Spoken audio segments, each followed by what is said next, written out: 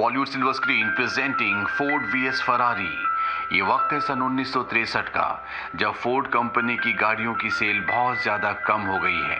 Ford company के मालिक Henry Ford second इस बात से बहुत परेशान होते हैं और अपने वर्कर्स को कहते हैं कि फोर्ड कंपनी बहुत जल्दी दिवालिया होने वाली है।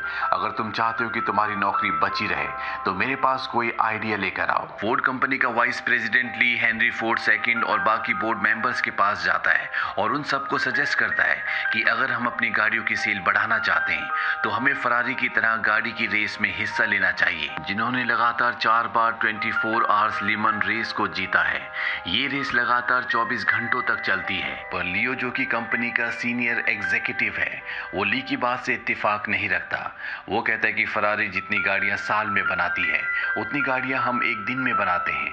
ली सबको समझाता है कि ये गाड़ियां बनाने और बेचने के बारे में नहीं है। जब फरारी कोई रेस जीतती है तो उसका नाम होता है और जो भी फरारी गाड़ी को खरीदता है या चलाता है उसे भी ऐसा लगता है कि वो भी उस जीत का एक हिस्सा है। और अगर फोर्ड भी लीमन रेस को जीतता है, जो कि सबसे ज्यादा पॉपुलर है, तो आने वाले वक्त में जो नई पीढ़ी है वो भी सबसे ज्यादा फोर्ड को चलाना पसंद करेगी। लियो कहता है कि फरारी जैसी टीम बनाने में हमें सालों लग जाएंगे। ली बताता है कि फरारी कंपनी दिवालिया हो चुकी है, उन्होंने अपने सारे पैसे नई नई गाड़ियां बनाने में खर्च कर दिए और हम चाहे तो उस कंपनी को खरीद सकते हैं। ली की बात हेनरी फोर्ड सेकंड को पसंद आती है और वो अपनी टीम को इटली भेजता है, जहां पर फरारी कंपनी है। फरारी कंपनी के ओनर का नाम एंजो फरारी होता है। फोर्ड कंपनी की टीम एंजो फरारी से कहती है कि हम तुम्हारी कंपनी के 90% शेयर्स खरीदना चाहते हैं, इसके बाद तुम्हारी कंपनी पर पूरी तरह से फोर्ड का अधिकार होगा। एंजो फरारी कहता है इसका मतलब ये है कि मैं लीमा रेस में भी हिस्सा नहीं ले पाऊंगा। उसे बताया जाता है कि हाँ, आप उस रेस में हिस्सा नहीं ले पाएंगे। इस बात से उन्हें बहुत गुस्सा आता है और वो सबकी इंसल्ट करते हैं। वो फोर्ड की टीम को कहते हैं कि अपनी बदसूरत फैक्ट्री में जाओ और वहां पर अपनी बदसूरत गाड़ियां बनाओ और अपने जिद्दी मोटे बॉस से कहना कि उसका दिमाग सुअर की तरह है, वो चाहे कितनी भी कोशिश कर ले वो अपने पिता हेनरी फोर्ड की तरह नहीं बन सकता, क्योंकि वो हेनरी फोर्ड सेकंड है। हेनरी फोर्ड सेकंड की टीम वापस आकर ये सारी बातें हेनरी फोर्ड सेकंड को बताती है, जिससे उसे बहुत गुस्सा आता है। वो अपनी टीम को कहता है कि मुझे सबसे बेहतरीन कार के इंजीनियर चाहिए, मुझे सबसे बेहतरीन पायलट चाहिए, चाहे इसमें कितना ही पैसा क्यों ना लग जाए। अब हम भी रेसिंग कार बनाएंगे, लमान कंपटीशन में हिस्सा लेंगे और फरारी को उसकी औकात दिखाएंगे और इस कंपटीशन को मैं खुद वहां जाकर देखूंगा। इसके बाद फोर्ड कंपनी का वाइस प्रेसिडेंट ली कैरोल शेल्बी के पास जाता है, जो नई नई गाड़ियां डिजाइन करता है। किसी वक्त में वो कार रेसिंग पायलट भी हुआ करता था। सन 1959 में उसने लमान कंपटीशन में हिस्सा लिया था। उस वक्त उसकी गाड़ी में आग भी लग गई थी, पर फिर भी वो उस कंपटीशन को जीता था। हालांकि इसके बाद भी वो रेसिंग कंपटीशन का हिस्सा बनना चाहता था, लेकिन उसे हार्ट की प्रॉब्लम थी, इसीलिए डॉक्टर ने उसे रेस में हिस्सा लेने से साफ साफ मना कर दिया था। और अब फोर्ड कंपनी चाहती है कि वो उनके लिए काम करे। ली शेल्बी को बताता है कि हमारे पास लीमान कंपटीशन में हिस्सा लेने के लिए मात्र 9 महीने हैं। शेल्बी कहता है कि 9 महीने में काम करना लगभग पूरी तरह से नामुमकिन है, लेकिन मैं एक ड्राइवर को जानता हूं जो कि बहुत ही टैलेंटेड है, जिसका नाम केन माइल्स है, जो कि शेल्बी का दोस्त है। वो एक मैकेनिकल इंजीनियर होने के साथ एक कार रेसिंग ड्राइवर भी है। शेल्बी उसके पास जाता है और केन माइल्स को कहता है कि तुम फोर्ड के नए ड्राइवर बनोगे। हालांकि केन माइल्स फोर्ड के साथ काम नहीं करना चाहता, क्योंकि वो जानता है कि फोर्ड का स्टाफ बहुत ज्यादा सेल्फिश है, पर शेल्बी उसे मना लेता है। और अब ये दोनों के दोनों लॉस एंजलिस के इंटरनेशनल एयरपोर्ट पर फोर्ड की कार GT40 MK को टेस्ट करते हैं, जिसे चलाने के बाद माइल्स शेल्बी को उस गाड़ी की बहुत सारी खामियां बताता है। अगले दिन दिखाया जाता है कि माइल्स की पत्नी इस बात से बहुत नाराज है कि वो एक बार फिर से रेसिंग कार चलाएगा, क्योंकि वो अपने पति को नहीं खोना चाहती। लेकिन जब वो बताता है कि उसे फोर्ड इस काम के हर रोज के $200 देगी और खर्चा अलग से, तो उसकी पत्नी शांत हो जाती है, क्योंकि माइल्स का गराज पहले बिक चुका होता है और अब उसका घर भी दांव पर होता है। वहीं केन माइल्स और शेल्बी जब कार की टेस्टिंग कर रहे होते हैं तो फोर्ड कंपनी का सीनियर वाइस प्रेसिडेंट, जिसका नाम लियो है, वो शेल्बी के पास आता है और उसे बताता है कि लेमान कंपटीशन बहुत जल्दी शुरू होने वाला है, पर फोर्ड अपने ड्राइवर के रूप में केन माइल्स को नहीं उतारेगी, क्योंकि फोर्ड एक भरोसे का नाम है और केन माइल्स हिप्पियों की तरह रहता है। उसके अंदर बहुत गुस्सा है, वो एक पब्लिक हीरो नहीं बन सकता, उसकी इमेज पब्लिक में बहुत अच्छी नहीं है। हालांकि शेल्बी उनकी बातों से अग्री नहीं करता। वो लियो से कहता है कि केन माइल्स बहुत टैलेंटेड है, वो सबसे बेहतरीन ड्राइवर है और उसने GK40 MK1 गाड़ी को बहुत तरह से इम्प्रूव किया है, लेकिन लियो उसकी बात की परवाह नहीं करता। शेल्बी जब ये बात केन माइल्स को बताता है तो उसे बहुत दुख होता है, क्योंकि वो इस रेस के लिए गाड़ी को दिन रात मेहनत करके तैयार कर रहा होता है, पर वो शेल्बी से कुछ भी नहीं कहता और शेल्बी को जाने से पहले बताता है कि ड्राइवर से कहना कि गियर बॉक्स का ध्यान रखे, हो सकता है कि वो ओवरहीट हो जाए। और रेस में होता भी ऐसे ही है। फोर्ड कंपनी की सभी गाड़ियां हार जाती है, जिससे फोर्ड कंपनी के ओनर हेनरी फोर्ड सेकंड को बहुत दुख होता है। वो शेल्बी को अपने पास बुलाता है। शेल्बी उसे बताता है भले हम रेस हार गए, पर रेस के दौरान हमारी गाड़ी 218 मील प्रति घंटा की रफ्तार को टच कर पाई, जो कि अपने आप में एक इतिहास है। एंजो, जो कि फरारी का मालिक है, उसे समझ में आ चुका है कि फोर्ड भी अगले कंपटीशन के लिए पूरी तरह से तैयार है और वो फरारी को पूरी चुनौती देगी। इसके बाद शेल्बी केन माइल्स के पास जाता है और उसे कहता है कि मुझे गाड़ी को बेहतर बनाने के लिए तुम्हारी मदद की जरूरत है, लेकिन केन माइल्स अब उसकी मदद नहीं करना चाहता। पर शेल्बी जब उससे माफी मांगता है तो केन माइल्स उसे एक पंच मारता है, क्योंकि ये दोनों बहुत पुराने दोस्त हैं। इसके बाद इन दोनों के बीच में हाथापाई होना शुरू हो जाती है। पहले भी ये इसी तरह से लड़ा करते थे और अब केन माइल्स एक बार फिर से शेल्बी का साथ देने के लिए तैयार हो जाता है। ये दोनों मिलकर गाड़ी को पहले से भी बेहतर बना देते हैं। केन माइल्स जब गाड़ी की टेस्ट ड्राइव ले रहा होता है तो उसकी ब्रेक फेल हो जाती है। उसकी गाड़ी कई बैरियर से टकराती है और इसके बाद गाड़ी में एक विस्फोट होता है। माइल्स की किस्मत अच्छी होती है कि उसकी जान बच जाती है। साल आता है 1966 और अब फोर्ड कंपनी के वाइस प्रेसिडेंट, जिसका नाम लियो है, उसे रेस डिवीजन का हेड बना दिया जाता है और वो माइल्स को बिल्कुल पसंद नहीं करता। यानी कि अब भी माइल्स को रेस में हिस्सा नहीं लेने दिया जाएगा। शेल्बी को जब ये बात पता चलती है तो वो उसे अंदर कमरे में लॉक करके बाहर खड़े फोर्ड कंपनी के ओनर हेनरी फोर्ड के पास जाता है और उनसे कहता है कि हमने GT40 MK को इम्प्रूव किया है, अब इसका नाम होता है GT40 MK सेकंड। वो उन्हें अपने साथ टेस्ट ड्राइव पर ले जाता है। ये गाड़ी पहले की गाड़ी से भी बहुत ज्यादा फास्ट होती है। हेनरी फोर्ड गाड़ी की स्पीड से डर के और भावुक होकर रोना शुरू कर देते हैं। शेल्बी हेनरी फोर्ड से कहता है कि अगर आप सच में रेस जीतना चाहते हैं तो हमें केन माइल्स की जरूरत है, लेकिन वो भी उसकी बात से इत्तेफाक नहीं रखते। शेल्बी उन्हें एक ऑफर देता है। वो कहता है कि केन माइल्स को होने वाली रेस, जिसका नाम 24 आवर्स ऑफ डिटोना है, उसमें शामिल होने दें। अगर वो उस रेस को जीत जाता है तो आपको उसे 24 आवर ले मान रेस में शामिल होने का मौका देना होगा। हेनरी फोर्ड कहता है कि अगर वो हार गया तो? शेल्बी कहता है अगर वो हार गया तो मेरी कंपनी पर पूरी तरह से फोर्ड का नियंत्रण होगा। यानी कि फोर्ड कंपनी जैसा कहेगी शेल्बी की कंपनी को हमेशा के लिए वैसे ही करना होगा।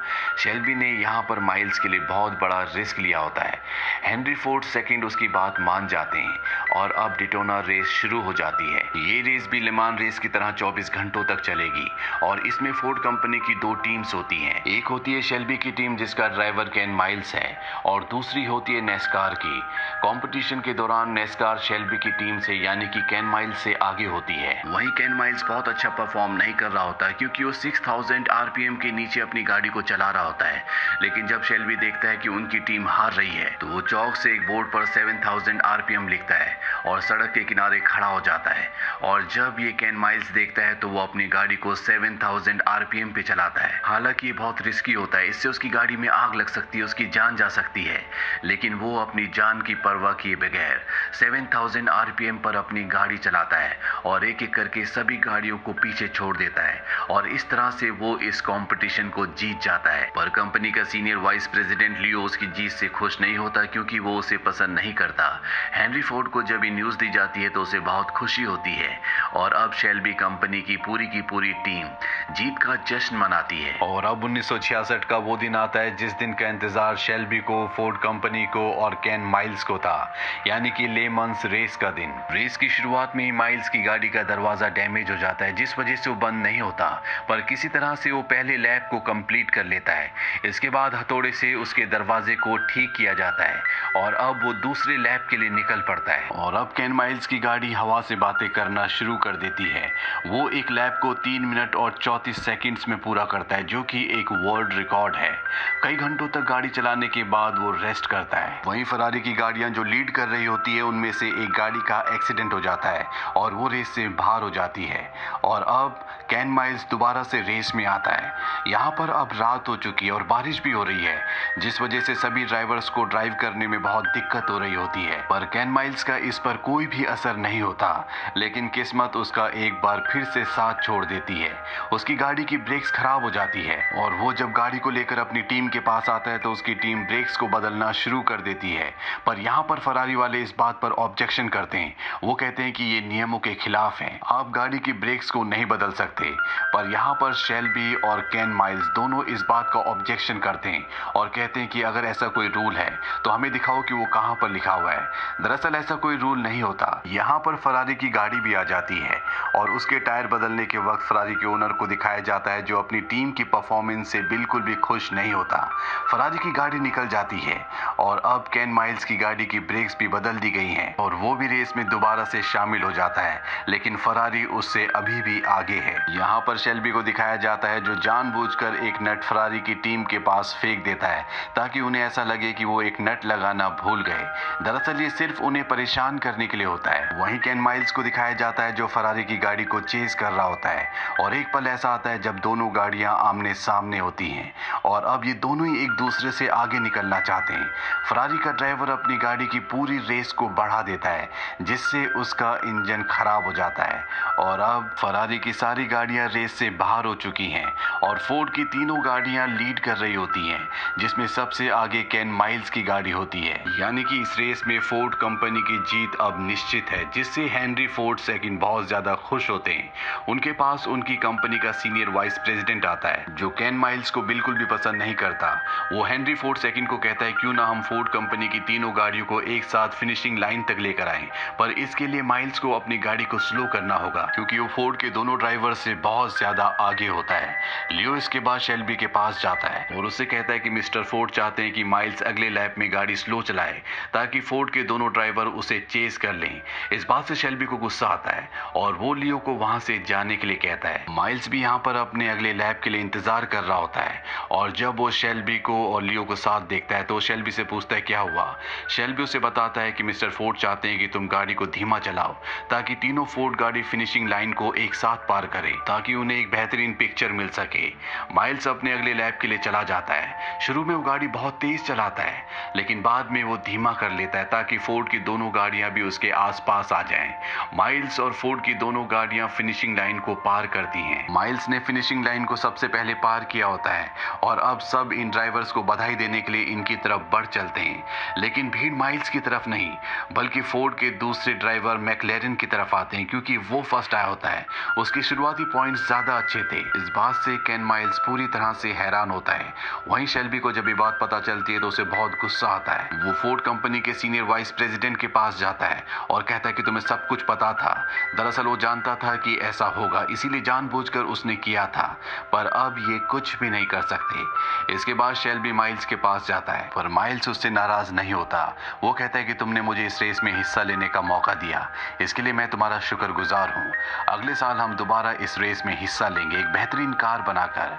और इसके बाद ये दोनों यहाँ से निकल जाते हैं। 2 महीने बाद दिखाया जाता है कि केन माइल्स एक और गाड़ी की टेस्ट ड्राइव कर रहा होता है और तभी गाड़ी की ब्रेक फेल हो जाती है, जिससे एक बहुत बड़ा एक्सीडेंट होता है और इसमें केन माइल्स की मृत्यु हो जाती है। 6 महीने बाद शेल्बी केन माइल्स के घर जाता है।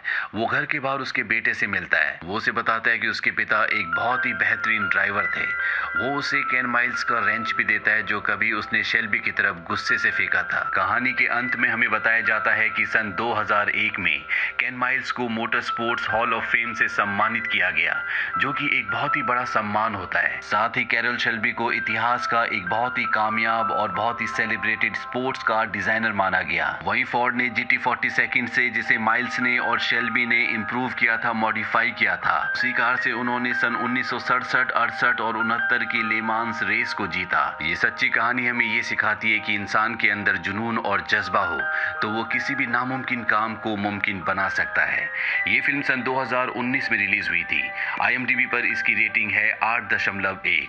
इस फिल्म का बजट था $97.6 मिलियन और बॉक्स ऑफिस पर इसने कमाई की थी $225.5 मिलियन की। उम्मीद करते हैं कि ये सच्ची कहानी आपको पसंद आई होगी।